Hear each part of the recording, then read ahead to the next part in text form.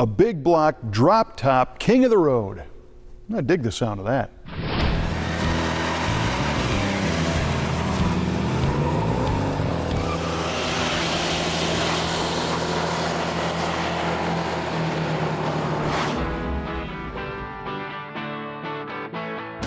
(1968) was a big year for Shelby cars, as numerous changes to the line were made aimed to improve the quality and performance of the cars. And unlike previous cars built on the San Jose assembly line and completed by Shelby American in California, the 68s were built on the Metuchan, New Jersey assembly line, then sent back to the A.O. Smith facility in Iona, Michigan for the final Shelby-I-Zation.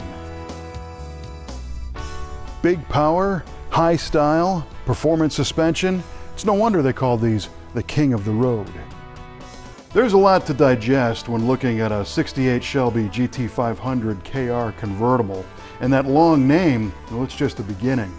Sure, it's the 68 version of the legendary Shelby Mustang, and there's a whole story on the evolution of these cars and the internal relationship between Ford and Shelby and how the cars were built and sold.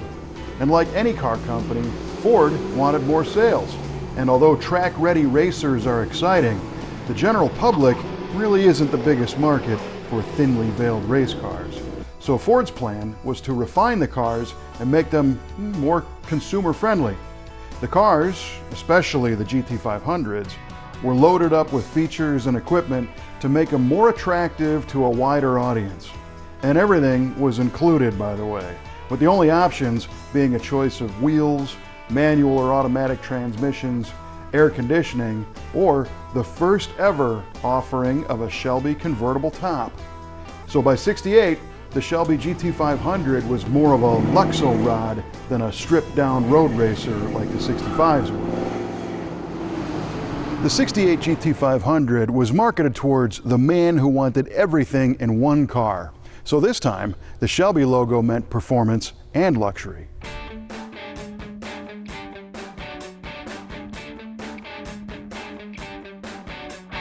Some were critical of the new direction of the car, but the press was excited about it, with Motor Trend magazine calling the 68s a new breed of Shelby.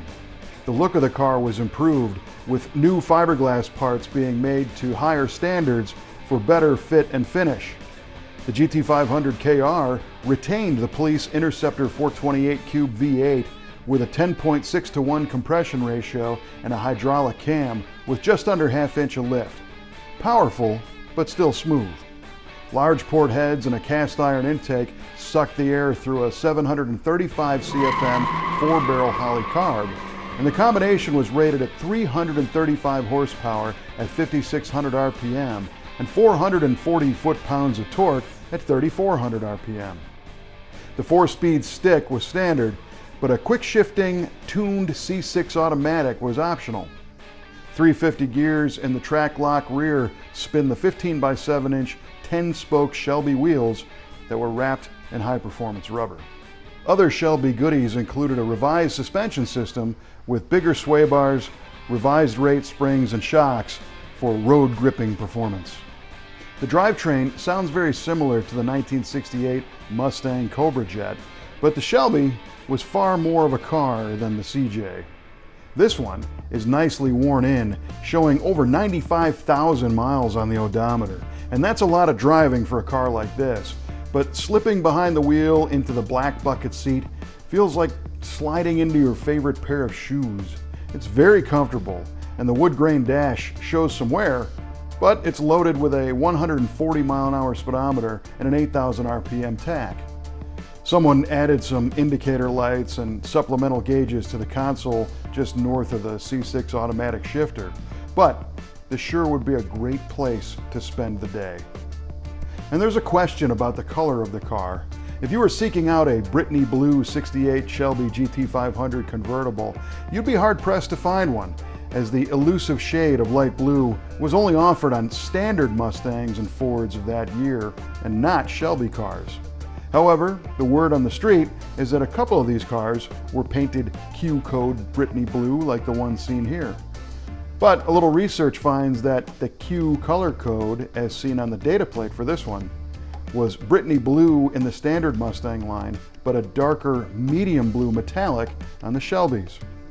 Could someone have repainted this car and used the regular Mustang Q code Brittany rather than the Shelby Q code medium blue? I guess anything is possible, but this car wears Brittany blue beautifully, correct or not?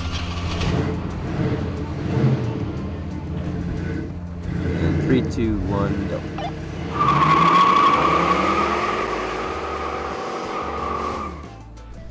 An ad from 1968 said, either get your own GT500 KR or watch all the others pass you by.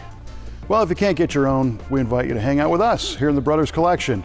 We've got these and a lot of other cool cars to share with you, and we ask that you subscribe so you don't miss any of them on upcoming episodes of Muscle Car of the Week. See you next time.